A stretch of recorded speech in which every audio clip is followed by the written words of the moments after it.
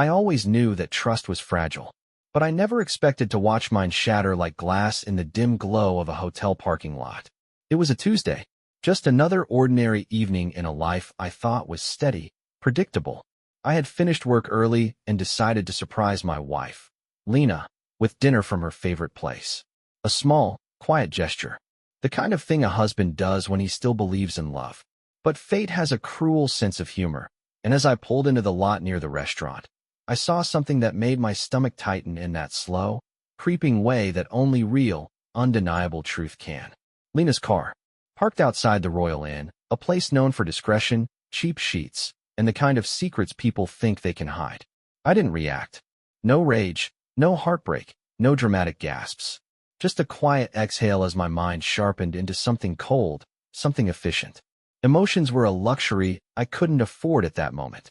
I was a man staring at a chessboard, and she had just made her first move.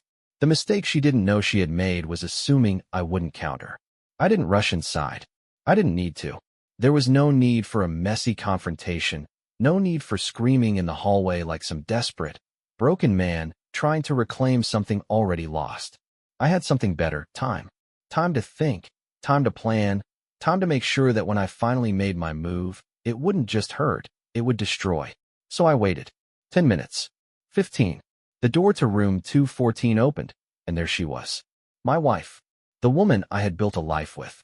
The woman who, up until 20 minutes ago, I still considered my future. She was adjusting her dress, running her fingers through her hair in that absent-minded way she always did when she was trying to make herself look innocent. But innocence was a look that didn't suit her anymore. Then he stepped out. Some middle-aged executive type. I recognized the type instantly. Expensive suit, wedding ring in his pocket, a confidence that came from years of getting away with things. He kissed her, murmured something I couldn't hear, and walked off with the kind of casual indifference that told me this wasn't new. This was routine, a part of their schedule, like meetings and coffee breaks. Interesting. I could have followed him, could have snapped pictures, stormed up to him, made a scene. But that would have been emotional. And I wasn't interested in emotion. I was interested in precision. Lena got into her car and drove off, probably heading home. To me, to the man she thought was still oblivious. To the husband she believed was weak. That was her second mistake. I followed at a safe distance, my thoughts already moving ahead of me. This wasn't just about catching her. It wasn't just about proving her betrayal. It was about control. She thought she had all the power. She thought she was balancing two lives with careful deception. But what she didn't realize was that I had just taken the reins. And once I had control, I wouldn't just leave. I would make sure that when I did, she would have nothing left. As I pulled into our driveway a few minutes after her, I could already hear her inside. The faint sound of a shower running, washing him off her skin before slipping into bed beside me. The audacity of it was almost impressive. I walked in, placed the takeout bag on the counter, and stood there for a moment, listening. It was in that moment that I made my decision. Not to yell, not to cry, not to beg. No, I would do something much worse. I would let her believe she was safe. Let her think she had won. I would love her, cherish her, make her feel like the most secure woman in the world, while slowly, meticulously, dismantling everything she held dear. By the time she realized what was happening, it would be too late. A slow smile curved my lips as I poured myself a drink, the ice clinking against the glass in the quiet of the house. I wasn't the man she thought I was. I wasn't the fool she believed she was deceiving. She had no idea what she had just started, and she had no idea that I would be the one to finish it. My life was simple, steady, the kind of life men build when they think they've done everything right. I had a good job, not glamorous, not something that turned heads at dinner parties, but solid.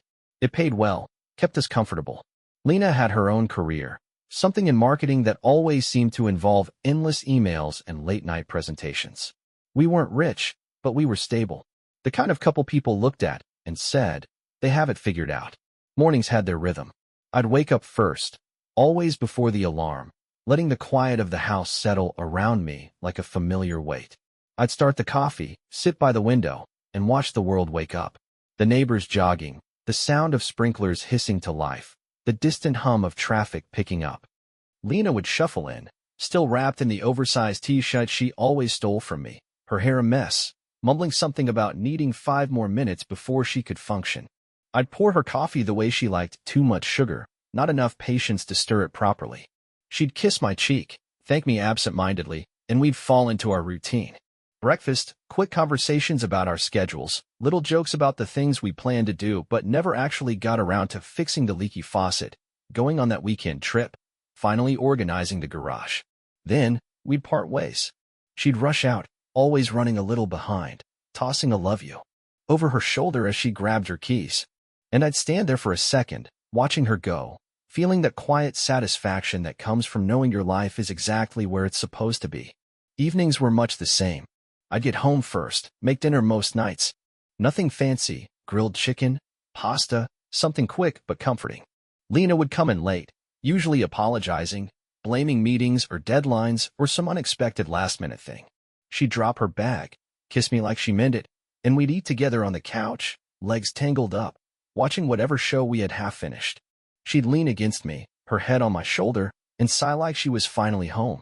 Those moments felt real, like proof that no matter how busy life got, no matter how much stress piled up, we still had us. Looking back, I realized how much I missed. The late nights that became more frequent. The way she'd check her phone, tilting the screen away just slightly. The subtle shift in how she kissed me, not less often, not colder, just different. The kind of difference you don't notice until you have a reason to look. But at the time, I had no reason. We had been married for 6 years. Not newlyweds, not old and tired of each other, just comfortable. That phase where love isn't fireworks anymore, but something softer, something woven into the small, ordinary moments. The way she curled into me at night. The way she stole the blankets and then complained about being cold. The way she knew exactly what to say when I had a bad day. The way I could make her laugh even when she swore she was too exhausted to feel anything but stress. I thought that was enough. I thought we were enough. I had no reason to believe otherwise. The cracks were there. I just didn't see them. Like how she suddenly cared more about how she looked on random weekdays, wearing perfume even when she said she was just going to work late at the office. Or how her phone was never out of her sight, even in the house, even when she was supposedly just texting friends. There was the way she started being too affectionate sometimes, kissing me deeper, holding on to me longer, almost like she was trying to prove something. At the time, I took it as a sign of love. In hindsight, I see it for what it was, guilt. Then there were the absences. The nights she swore she had to stay late. The weekends where she suddenly had plans I wasn't invited to. I ignored all of it. Because love makes you blind. Because trust is an easy thing to take for granted. And because, in my world, she wouldn't do that to me. But reality doesn't care about the stories you tell yourself. And in a dimly lit parking lot, outside a hotel I had never been to, I learned the truth. That my life, the quiet, steady, comfortable life I had built, wasn't real. That the woman who kissed me goodbye in the mornings, who laughed at my jokes, who tangled her legs with mine at night, wasn't mine. She had been slipping away for months, maybe years, and I had been too content to notice. It started with a laugh. A short, quiet thing, half muted by the sound of her turning away, but it was enough. Lena was in the kitchen, her phone in hand, one hand idly playing with the hem of her shirt, something she did when she was distracted. I was in the living room, scrolling through the news on my laptop, not really paying attention to anything in particular.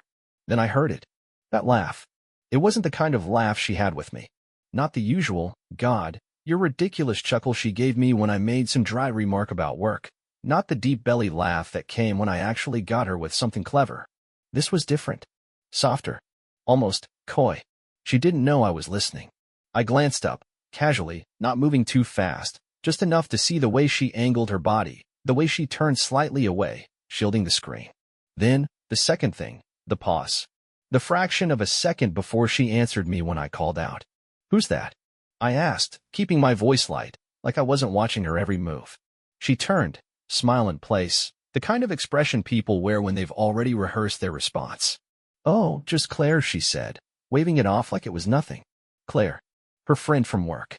The one she barely talked to outside of the office. Interesting. I didn't push. I just nodded, went back to my laptop, but I wasn't reading anymore. I was waiting, watching. And then it happened, her phone screen dimmed, and instead of putting it down like she usually did, she flipped it over. A small thing. Almost insignificant. But Lena had never been the type to hide her phone. For the rest of the evening, I noticed more. The way she checked it a little too often, The way her eyes flickered toward it whenever it buzzed, even when she didn't pick it up. And then, later that night, when she thought I wasn't paying attention, she took it with her into the bathroom. Again, not a crime, but not normal.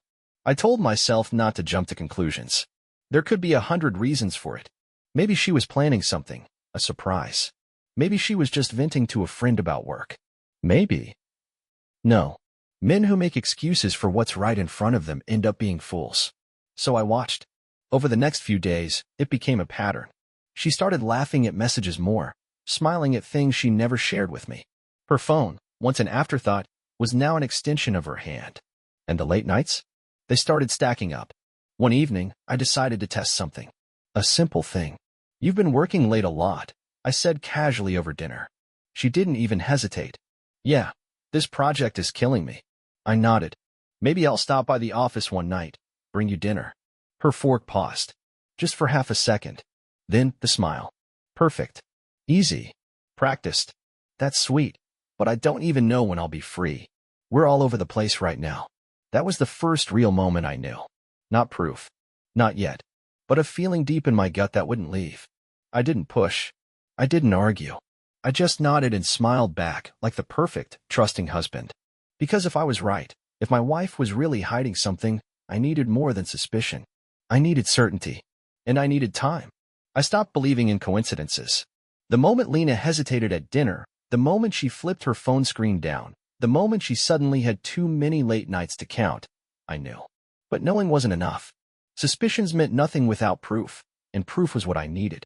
I didn't ask questions anymore. I didn't press her on where she was or who she was texting. That would tip her off, make her careful. Instead, I played along, the same devoted husband, the same man she thought she could deceive. I watched her closer.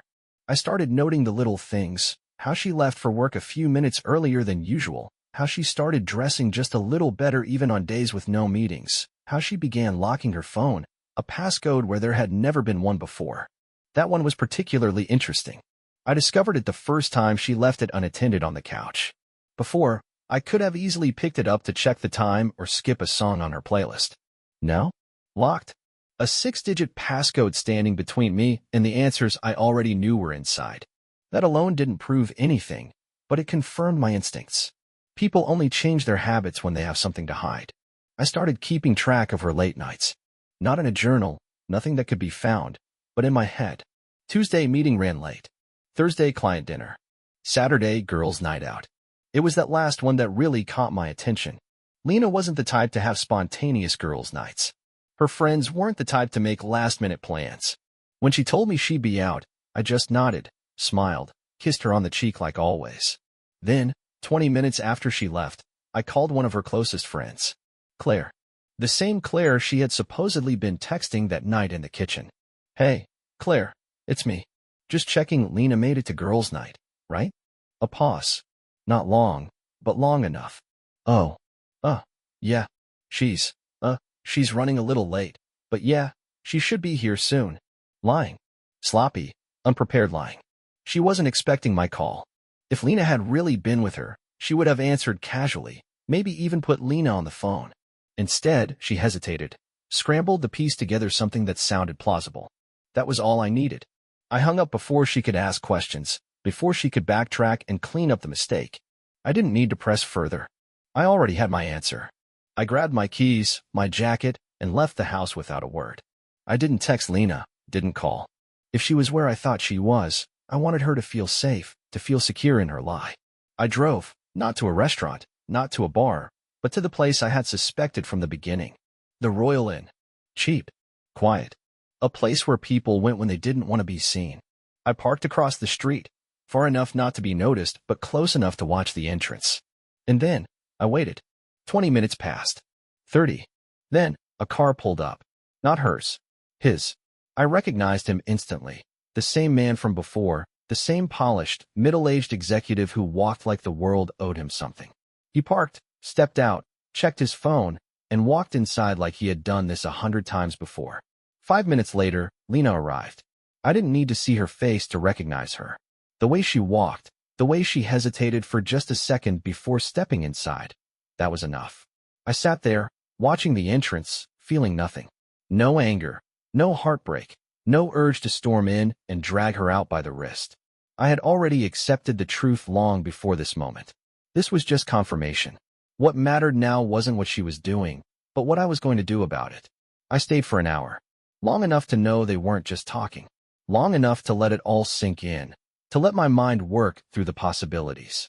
When she finally left, her hair slightly tousled, her dress a little more wrinkled than before, she didn't look around, didn't check for anyone watching. Because why would she? She thought she was untouchable. She thought she was getting away with it. She got into her car and drove home. I let her go ahead, gave her time to settle back into the life she thought she still controlled. By the time I walked through the door, she was in the kitchen, sipping a glass of wine like it was any other Saturday night.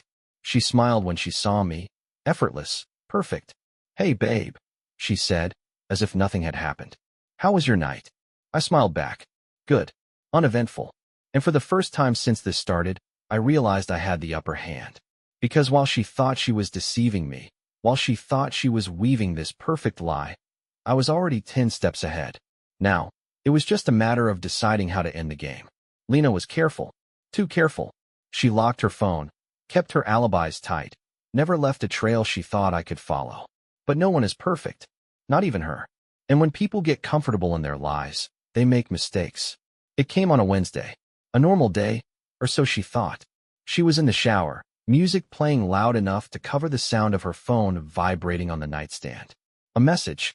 Then another. Then another. I had no intention of touching it, until I saw the name flash on the screen. Ethan. A name I had never heard her mention. A name that didn't belong to any of her colleagues, any of her friends. A name that, in that moment, sealed her fate. She had changed her password, but notifications still showed on the lock screen. I glanced at the texts. "Miss you already. Last night was incredible. Can't stop thinking about you." No context, no full conversation, but enough. Enough to know. Enough to burn away any last shadow of doubt. I didn't need to open her phone. I didn't need more than what was right in front of me. She was in my house, under my roof, standing in my shower while another man was texting her about how much he missed her. It was almost poetic. I could have confronted her then, stormed into the bathroom, thrown the phone in her face, demanded answers. But what would that accomplish? A fight? A mess? No, that wasn't my style. That wasn't how this was going to play out. She thought she had control, thought she had the upper hand. But in that moment, I felt something shift. It was no longer about catching her. It was about what came next. I put the phone back exactly as I found it, walked out of the bedroom, and sat at the kitchen table, staring at nothing. I felt nothing. Not pain. Not sadness. Not heartbreak. Just a cold, calculated certainty. She was cheating. I had proof. And now, I had a plan. I wasn't going to yell. I wasn't going to beg for explanations. I was going to ruin her. I heard the water stop. The sound of her humming as she stepped out, completely unaware that, just minutes before, her little world had cracked open. I let my expression settle into something normal, something unreadable. When she walked into the kitchen, towel wrapped around her, hair damp, smiling at me like she wasn't the biggest liar I had ever known, I smiled back. "Hey," she said casually, pouring herself a glass of water. "You okay? You look like you're thinking too hard." I almost laughed. Thinking too hard? If only she knew. Just work stuff, I said easily, watching her, studying her. The way she met my eyes without hesitation, the way she had gotten so used to lying that she didn't even flinch. It was impressive, really. I almost respected it. Almost. She leaned against the counter, sipping her water, completely at ease. "You want to watch something tonight?" I was thinking we could start that new show. I barely heard the rest. Because I was looking at her, really looking at her, and realizing something I hadn't before. She was comfortable. Too comfortable. She had gotten away with this for so long that she had stopped being careful. Stopped worrying about getting caught. And that was her biggest mistake. I played along. Nodded. Smiled. Let the night play out like any other. Because the best revenge wasn't a fight. It wasn't screaming accusations across the living room. It was patience. Precision. She thought she had one. She had no idea what was coming. Lena thought she was untouchable. That was her biggest weakness, comfort. She had settled into her deception like a well-worn routine, convinced she had me wrapped around her finger, convinced she was too smart, too careful, too good at this game. That was her mistake. Because while she had been playing me, I had been watching her. studying her, learning every pattern, every move, every blind spot. And now it was my turn to make a move. A move she wouldn't see coming until it was far, far too late. Revenge had to be perfect. Not loud, not reckless, but surgical, precise, and devastating in ways she wouldn't expect. I didn't want her just to lose. I wanted her to lose without even knowing she was playing the game. I thought about every angle. What did she love? What did she fear? What could I take from her that would hurt the most? It wasn't money she made her own, and I wasn't interested in financial destruction.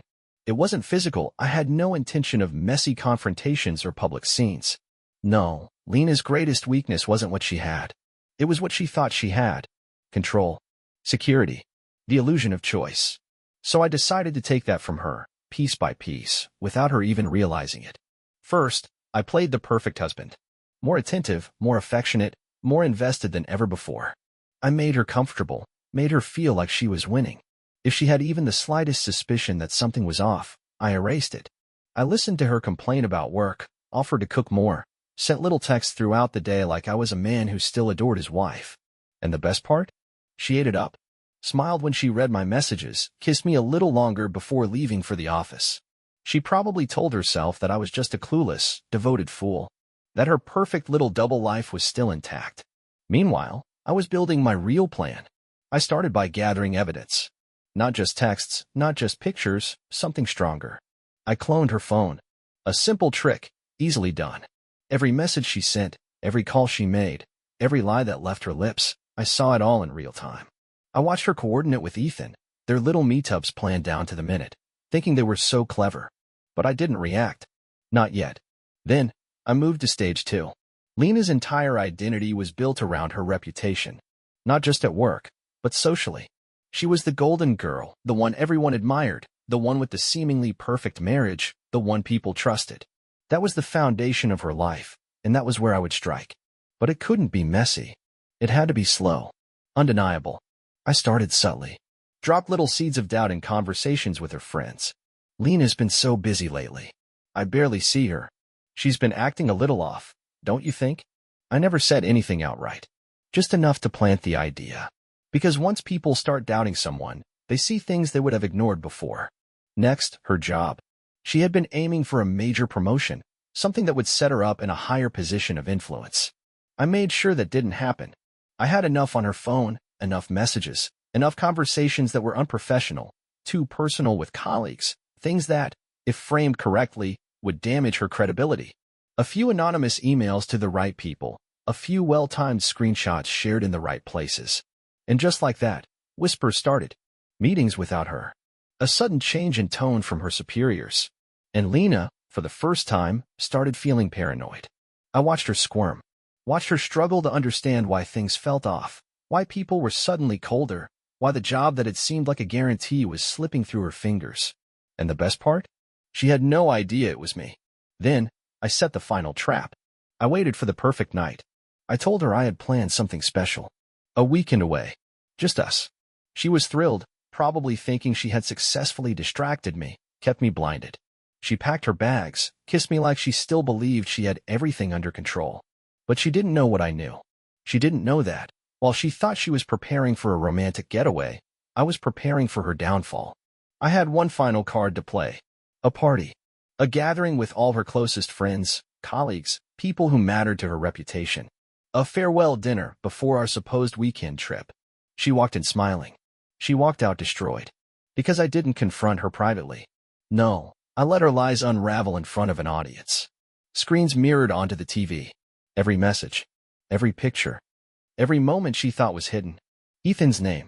Their meeting places. Their plans, their future they had been building behind my back. It was all there for everyone to see. She froze. I saw the exact moment realization hit. The color drained from her face, her breathing quickened, her eyes darted around the room, looking for an escape. But there was none, because I had planned everything. I had made sure there was nowhere to hide. Silence. Then whispers. Then the weight of judgment crashing down on her. She turned to me, finally understanding. But I didn't give her the chance to speak. I simply smiled. I had one. And Lena? She had nothing left. Everything was in place. The evidence, the setting, the audience. All I needed now was her. Lena, oblivious, still believed she was in control, still believed she was balancing her perfect lie without cracks. That was the beauty of it. She had no idea that I had already taken everything from her, that her last good day had already come and gone. Tonight was simply the moment she realized it. I kept everything normal. Routine. No sudden changes. She had to feel safe, had to believe I was still the same devoted husband who loved her enough to plan a weekend away. She was in a good mood, humming softly as she got ready, choosing an outfit that would make just the right impression at the farewell dinner I had planned. She wanted to look perfect, polished, admired, untouchable. I let her. Because tonight, perfection would be the thing that shattered her. We arrived at the venue, a private dining hall, elegant, intimate, exclusive. The kind of place where reputations mattered, where people judged with silent glances and well-timed whispers. Lena stepped inside with confidence, smiling, greeting friends and colleagues, unaware that every single person in that room was about to witness her destruction. I watched as she basked in it, thinking she still owned the room, still owned me. I almost admired the arrogance. Dinner began, small talk flowing easily. I played my part perfectly, attentive, affectionate, devoted. And Lena? She thrived under the attention. But then, when everyone was comfortable, when the wine had been poured, and the conversations had settled into a relaxed hum, I made my move. I stood, tapping my glass, smiling the way a husband does when he's about to make a heartfelt speech. Lena looked up at me, eyes shining, expecting something sweet, something that would reaffirm the illusion she had built. Lena, I said, letting the room quiet. You've been my world for years. My everything. And in all that time, I've learned so much about love, about loyalty, about what it means to truly trust someone. I let the words settle, watching as she softened, as she believed. And then, I continued, my voice steady, controlled. But most importantly, I've learned what betrayal looks like. The shift was immediate. A ripple through the room. Whispers, exchanged glances.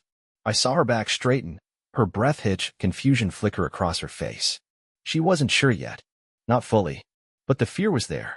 I have something special prepared tonight, I went on, reaching for the remote I had placed beneath the table. A little tribute. To us. To the truth. And then, with a press of a button, the screen lit up. Silence. Then, reality crashed down. The messages. The pictures. The hotel receipts. The time-stamped calls. All of it.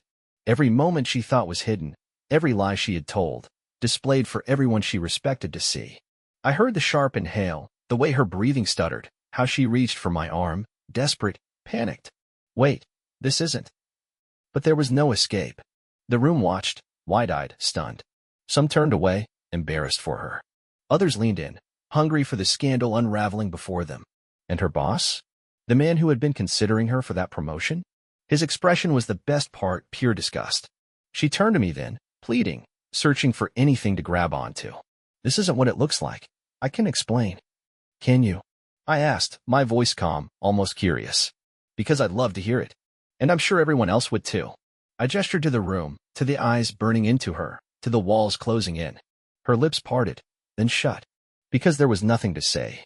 Nothing to twist. Nothing to manipulate. The evidence was there, undeniable, inescapable. And that's when she broke. Not loudly. Not dramatically. But in small, crumbling ways. Her shoulders slumped. Her hands trembled. The confidence drained from her, leaving behind nothing. I let the silence hang. Let her feel it. Let her understand. And then, as casually as if I were discussing the weather, I placed the final nail in her coffin.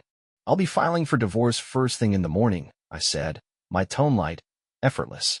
I've already spoken to a lawyer. You'll be hearing from him soon. The color drained from her face. And the house? I continued, tilting my head slightly.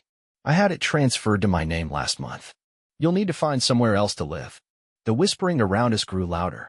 And before you think about running to Ethan, I added, giving her a small, knowing smile, you might want to check your phone. He blocked you half an hour ago. That was the final blow. Her last escape route, gone. Because while she had been sitting here, drowning in humiliation, Ethan had been watching from a distance. Watching his own name dragged into the light. Watching his own life start to unravel. I had made sure of that, too. A few anonymous messages to his wife, a few well-placed hints to the right people.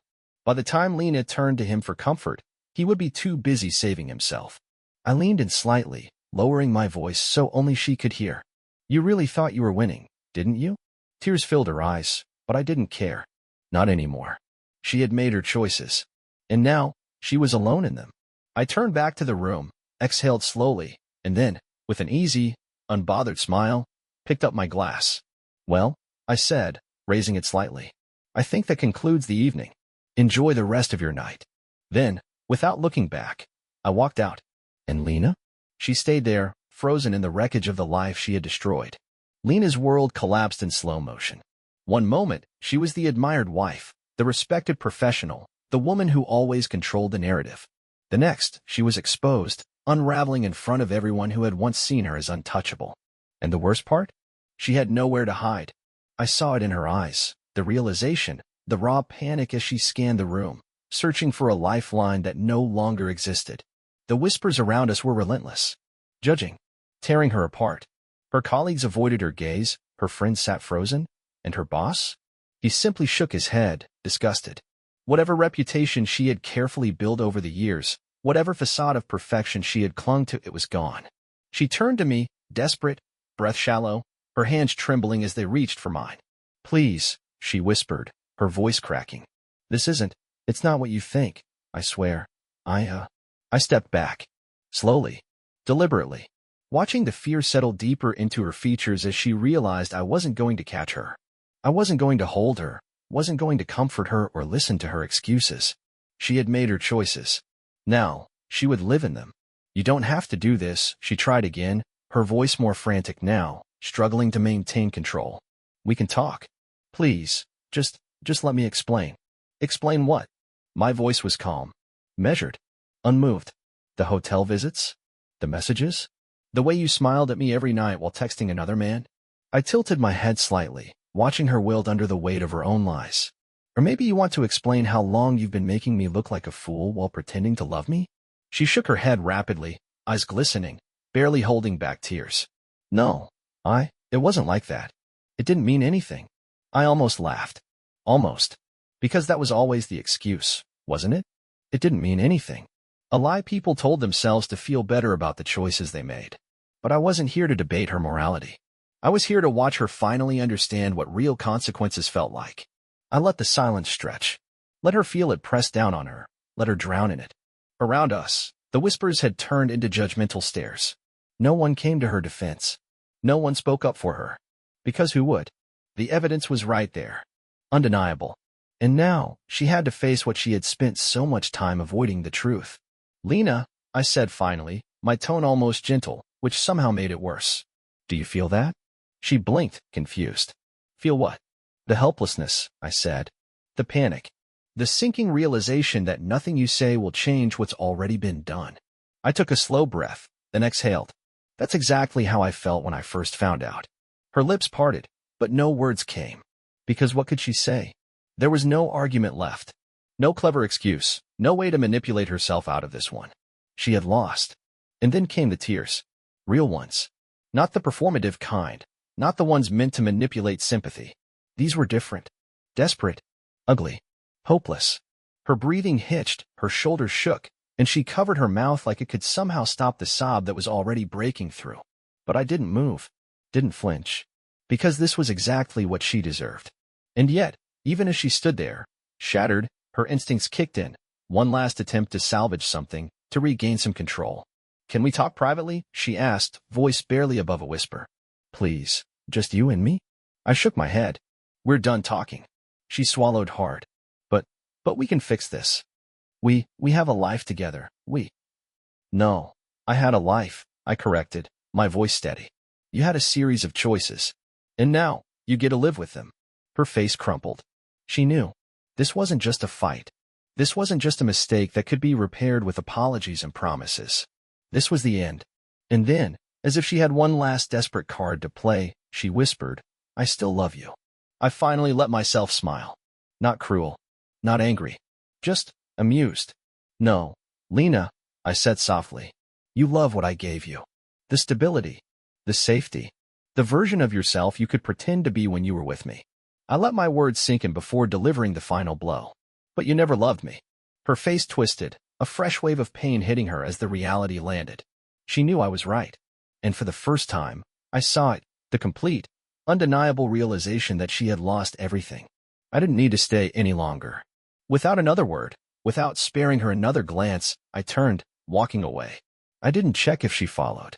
Didn't care if she crumbled to the floor or ran out of the room in humiliation.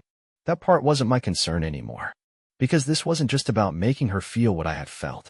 This was about making sure she would never, ever forget it. Lena's world didn't just collapse that night. It continued to crumble, piece by piece, in the days and weeks that followed. What I had done wasn't just a dramatic confrontation or a moment of emotional satisfaction. It was systematic destruction. I hadn't just exposed her lies. I had made sure there was no recovering from them. And now, she was living in the ruins of what she once thought was an untouchable life. The fallout started immediately. Word spread fast. Colleagues whispered in hallways, friends distanced themselves, and the respect she had built over years vanished overnight. Her boss, the man who had been considering her for a promotion, suddenly wasn't returning her emails. That position she had worked so hard for? Gone. Not with a dramatic firing, not with a messy confrontation, just silence. Meetings were scheduled without her, projects reassigned, invitations to after-work events mysteriously forgotten. She had become a liability. No company wanted a scandal tied to someone in a leadership role. She had played the corporate game well, until she exposed her own weakness. Trust. And once that was gone, she was nothing. Her personal life fared no better. The friends who used to laugh with her over wine nights suddenly had excuses, too busy, too much going on, maybe next time. Even Claire, the one who had covered for her, distanced herself. Because no one wants to be close to a sinking ship. And Lena? She was sinking fast. But the real devastation came from her family. Her parents, the people she had always strived to impress, were furious. I didn't have to tell them. I let them find out like everyone else. Through whispers, through judgmental glances from their social circles, through the weight of a daughter who had publicly humiliated herself. Her mother called me once, voice heavy with shame, apologizing for what she had done. I didn't need an apology. I had already moved on. And then, there was Ethan, the man she had thrown everything away for. The man she had risked her marriage, her stability, her future to be with. Gone. The moment I had exposed them, the moment his name was tied to the scandal, he vanished. Blocked her number, ignored her attempts to reach out, erased her from his life without a second thought. Because that's how these men operate. They never trade their comfort for chaos. She had been fun, a distraction, a fantasy. But once the reality of what she had done came crashing down, she wasn't worth the risk. She tried to reach me, of course. Calls, texts, voicemails. The messages started with apologies, then excuses, then desperate pleas. We can fix this. It wasn't real. You don't have to do this.